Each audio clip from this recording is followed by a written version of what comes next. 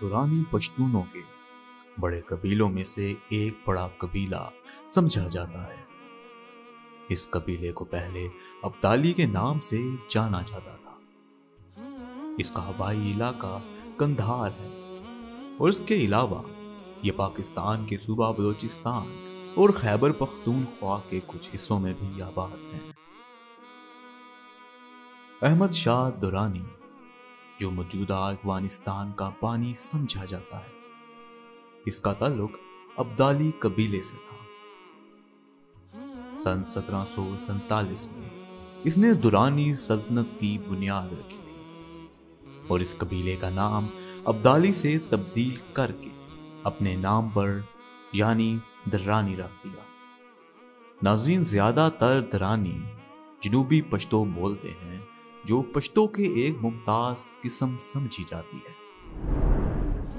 लेकिन मजीद जानने से पहले हमारे चैनल ISC को काइंडली YouTube पर सब्सक्राइब कर लें। इसके साथ साथ बेल आइकन को क्लिक करना मत भूलिएगा ताकि आइंदा आने वाली वीडियोस का नोटिफिकेशन आपको बर वक्त मिलता रहे।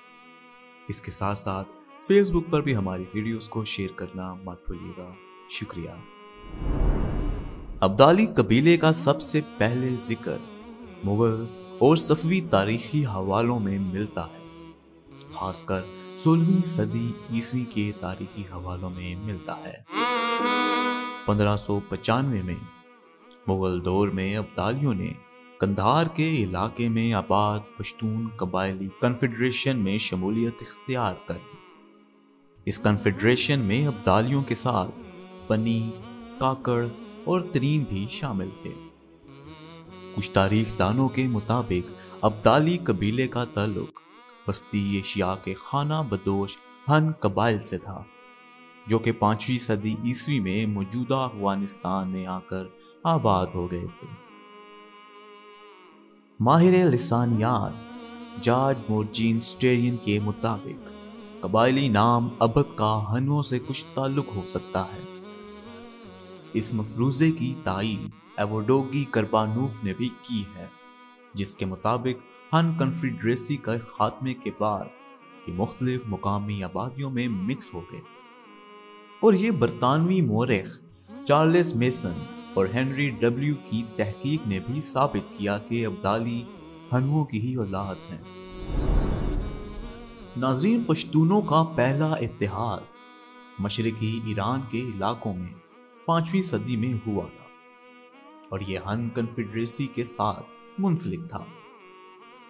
अब्दाली कबीले की शोहरत और ताकत का अंदाजा इस बात से ही लगा लें कि हिंदू कश के लोग 19वीं सदी तक तमाम पश्तूनों को अब्दाली ही समझते थे। 17वीं सदी ईस्वी को मुगल तारीखदान नेमतुल्लाह के मुताबिक अब्दाली कबीले के आबाओ अजदाद का नाम अब्दोल था, जो तरीन की औलाद में से था। तरीन शरखबून का बेटा था और शरखबून सरबानी का बेटा था और सरबानी कैस अब्दुल रशीद का बेटा था, जो कि तमाम पश्तूनों का पेशवा समझा जाता है। नाज़रीन, कैस अब्दुल रशीद अफगान की औलाद में से थे, जो कि इसराइली बादशाह साउल का पोता और हजरत सुलेमान की फौज का कमांडर इन चीफ था।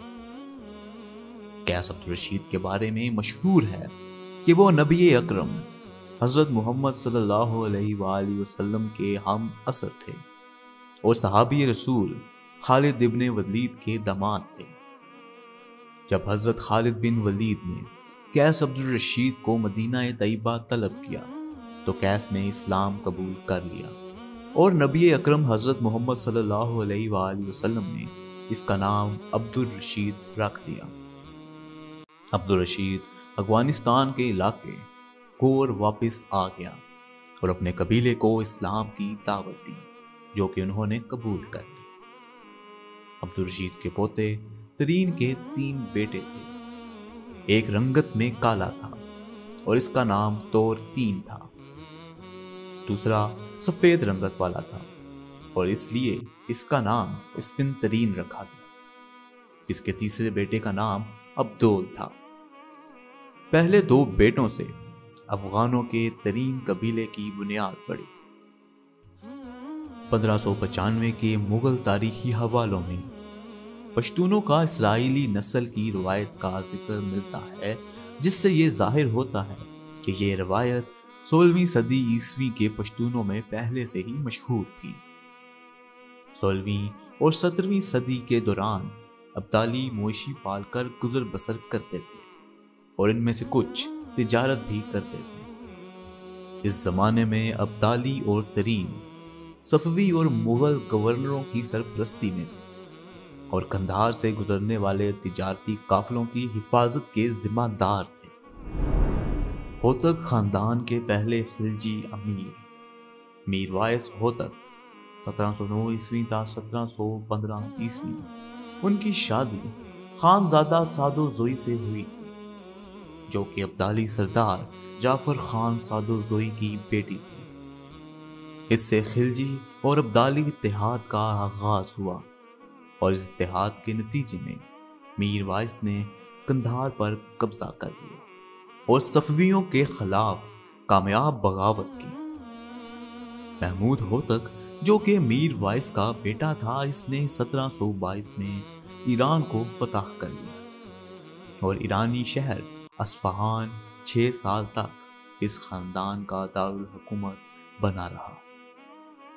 ہوتک حکمرانی کے دوران ابدالین کے ایک دستے نے ہرات پر قبضہ کر لیا اور صفوی کے گورنروں کا راج ہمیشہ کے لیے ختم کر دیا۔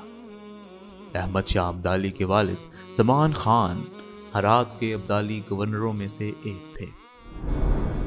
پشتون قبیلہ ابدالی یا درانی کی شاخوں کا اصل مرکز پنجپائی اور زیرک ہے، جس کا اصل کردار احمد شاہ ابدالی کی تاج پوشی سے شروع ہوتا ہے۔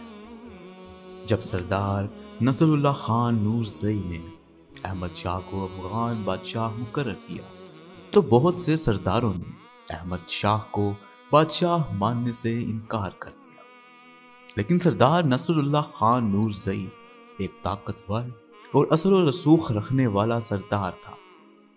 احمد شاہ کو اس کی رسم تاج پوشی کے وقت در کا خطاب نصر اللہ خان نورزئی نے دیا۔ اس وقت کے بعد سے احمد شاہ ابدالی احمد شاہ درانی کہلانے لگے اور اسی نسبت سے احمد شاہ کی اولاد بھی درانی کہلانے لگی۔ احمد شاہ ابدالی کو افغانستان کا بانی سمجھا جاتا ہے۔ کچھ سالوں ہی میں اس نے مغرب میں خراسان سے مشرق میں کشمیر اور شمالی ہندوستان تک اور شمال میں دریائے آمو سے لے کر جنوب میں بحیرہ عرب تک اپنا اقتدار قائم کر لیا۔ 1823 عیسوی میں امیر دوست محمد خان، جو درانیوں کی ایک شاخ بارکزئی قبیلے سے تعلق رکھتا تھا، اس نے کابل میں بارکزئی خاندان کی بنیاد رکھی۔ اس کے بعد اس کی اولاد بارکزئی خاندان نے 1973 تک افغانستان پر حکمرانی کی۔ جب بارکزئی خاندان کا آخری بادشاہ ظاہر شاہ کا تختہ اس کے کزن داؤد خان نے پلٹ دیا تو اس بغاوت نے بارکزئی بادشاہت کا خاتمہ کر دیا اور افغانستان میں 1973 سے لے کر 1978 تک جمہوریت آ گئی۔ سابق افغان صدر حامد کرزئی، جو 2001 سے 2014 تک افغانستان کے صدر رہے، ان کا تعلق بھی درانیوں کے پوپل زئی قبیلے سے ہے۔ اگرچہ بہت سے درانی دری یا فارسی بھی بولتے ہیں، لیکن جنوبی افغانستان کے درانی قندھاری پشتو بولتے ہیں۔ اسے پشتو کی سب سے معزز قسموں میں سے ایک سمجھا جاتا ہے۔ ترین قبیلے کا تاریخی طور پر درانیوں سے گہرا تعلق ہے۔ اگرچہ بیشتر ترین جنوبی پشتو بولتے ہیں، لیکن کوئٹہ کے مشرق میں رہنے والے اسپن ترین قبیلے کا ایک چھوٹا سا طبقہ پشتو کی انوکھی قسم وانیتسی بولتا ہے۔ ناظرین، ابدالی قبیلے کی چند شاخیں یہ ہیں: اچکزئی، بدوزئی، بارکزئی، ہنبی، لونی، محمد زئی، نورزئی، پنجپائی، علی زئی، پوپل زئی، حبیب زئی، اور سدوزئی وغیرہ۔ اسی کے ساتھ آج کی ویڈیو کا اختتام کرتا ہوں۔ اگر ابھی تک آپ نے ہمارے چینل ISC کو YouTube پر سبسکرائب نہیں کیا تو کائنڈلی کر لیں تاکہ آئندہ آنے والی ویڈیوز کا نوٹیفیکیشن آپ کو بر وقت ملتا رہے۔ اس کے ساتھ ساتھ ہماری ویڈیوز کو فیس بک پر بھی شیئر کرنا مت بھولیے گا۔ اپنا ڈھیر سارا خیال رکھیں۔ ہماری اگلی ویڈیو آنے تک اللہ حافظ۔